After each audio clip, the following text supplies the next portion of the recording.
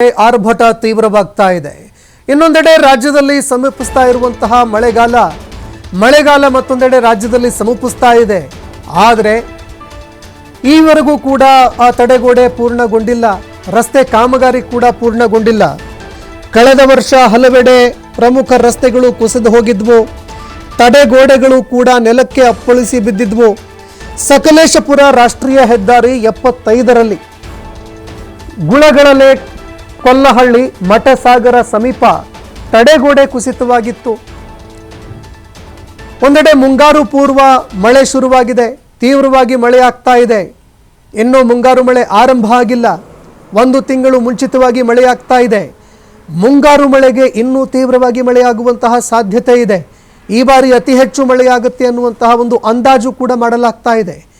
ಈ ನಡುವೆ ಯಾವ ಕಾಮಗಾರಿಗಳನ್ನು ಪೂರ್ಣಗೊಳಿಸಬೇಕಾಗಿತ್ತು, ಮುನ್ನೆಚ್ಚರಿಕೆ ಕ್ರಮಗಳನ್ನು ಕೈಗೊಳ್ಳಬೇಕಾಗಿತ್ತು, ಈವರೆಗೂ ಕೂಡ ಕಾಮಗಾರಿಗಳಾಗಿಲ್ಲ.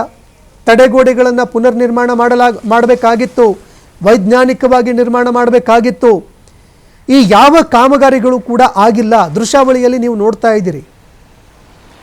ನಿರಂತರವಾಗಿ ಮಳೆ ಆಗ್ತಾ ಇರೋ ಈ ಸಂದರ್ಭದಲ್ಲಿ ಯಾವುದೇ ಒಂದು ಅನಾಹುತಗಳು ಸಂಭವಿಸಿದ್ರೂ ಕೂಡ ಅದನ್ನು ಅಲ್ಲಗಳಿಗೋದಕ್ಕಾಗಲ್ಲ, ಅಂತಹ ಒಂದು ಪರಿಸ್ಥಿತಿ ಇದೆ.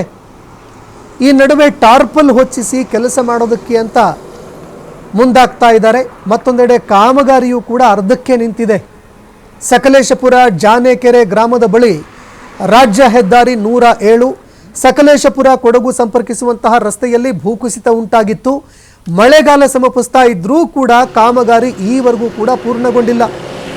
ಇನ್ನು ಮಳೆಗಾಲ ಆರಂಭ ಆಗಿದ್ದೇ ಆದರೆ ಮತ್ತೆ ಭೂಕುಸಿತ ಉಂಟಾಗುವಂತಹ ಒಂದು ಭೀತಿ ಎದುರಾಗ್ತಾ ಇದೆ.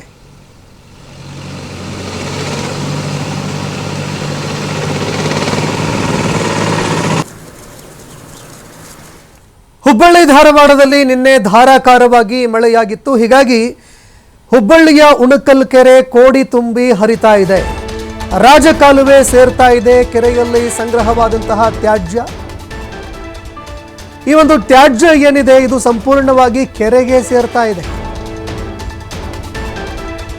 ಹುಬ್ಬಳ್ಳಿಯಲ್ಲಿ ನಿನ್ನೆ ಧಾರಾಕಾರವಾಗಿ ಮಳೆಯಾಗಿತ್ತು. ಹೀಗಾಗಿ ಕೋಡಿ ತುಂಬಿ ಹರಿತಾ ಇದೆ ಹುಬ್ಬಳ್ಳಿಯ ಉಣಕಲ್ ಕೆರೆ.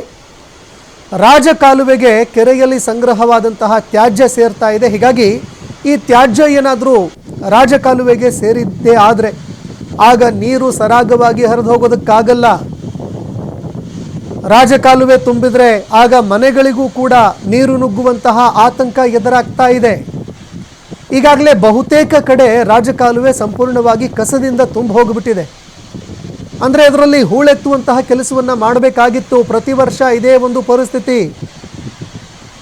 ಹೂಳೆತ್ತುವಂತಹ ಕೆಲಸ ಮಾಡಿ ಮಳೆಗಾಲದಲ್ಲಿ ನೀರು ಸರಾಗವಾಗಿ ಹರಿದು ಹೋಗೋದಕ್ಕೆ ಅಂತ ಅನುವು ಮಾಡಿಕೊಡಬೇಕು. ಹೂಳೆತ್ತೋರು ಯಾರೂ ಗತಿ ಇಲ್ಲ. ಇಡೀ ರಾಜಕಾಲುವೆ ಈಗ ಮತ್ತೆ ಕಸದಿಂದ ತುಂಬ ಹೋಗ್ತಾ ಇದೆ. ಆ ಸಂದರ್ಭದಲ್ಲಿ ಏನಾಗುತ್ತೆ, ಮತ್ತೆ ಹೆಚ್ಚಿನ ಮಳೆ ಆಗಿದ್ದೇ ಆದರೆ ಇಡೀ ರಾಜಕಾಲುವೆ ತುಂಬಿ ಎಲ್ಲೆಲ್ಲಿ ಬಡಾವಣೆಗಳಿದ್ದಾವೆ